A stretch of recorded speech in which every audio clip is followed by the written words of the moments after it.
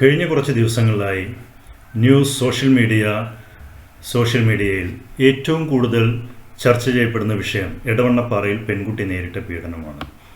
Karate മാസ്റ്ററുടെ അടുത്ത് നിന്ന് നേരിട്ട് മാനസികപരമായ ശാരീരികമായ പീഡനമാണ് കുട്ടിയുടെ മരണത്തിലേക്ക് നയിച്ചത്.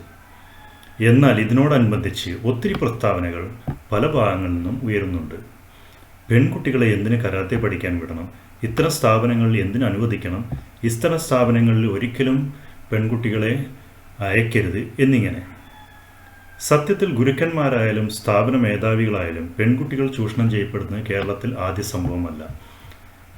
കഴിഞ്ഞ വർഷം മാത്രം കേരളത്തിൽ രജിസ്റ്റർ ചെയ്ത കേസുകളിൽ 2649 കഴിഞ്ഞ 10 വർഷത്തിൽ അത് 19676 എണ്ണമാണ്.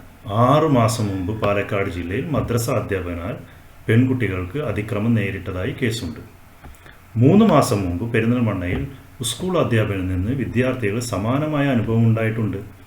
അച്ഛനായാലും സഹോദരന്മാരായാലും അമ്മാവന്മാരായാലും ചൂഷണം നമ്മുടെ പെൺകുട്ടികൾ നേരിടുന്നു. 2023 തൃശ്ശൂർ ജില്ലയിൽ സമാനമായ കേസ് രേഖപ്പെടുത്തിയിട്ടുണ്ട്.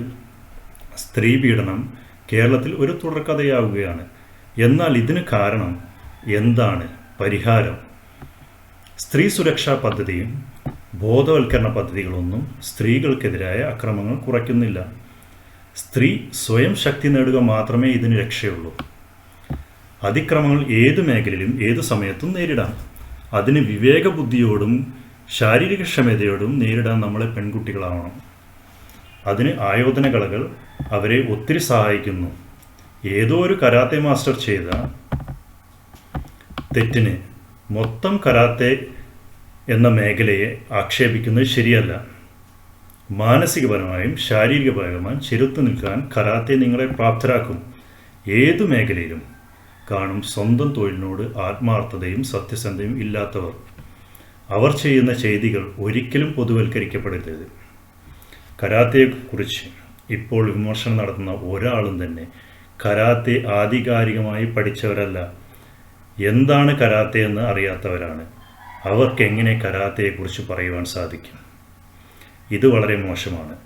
അവർ പ്രവർത്തിക്കുന്ന രംഗങ്ങളിലും ഇത്തരം ചൂഷണങ്ങൾ നടക്കുന്നുണ്ടല്ലോ.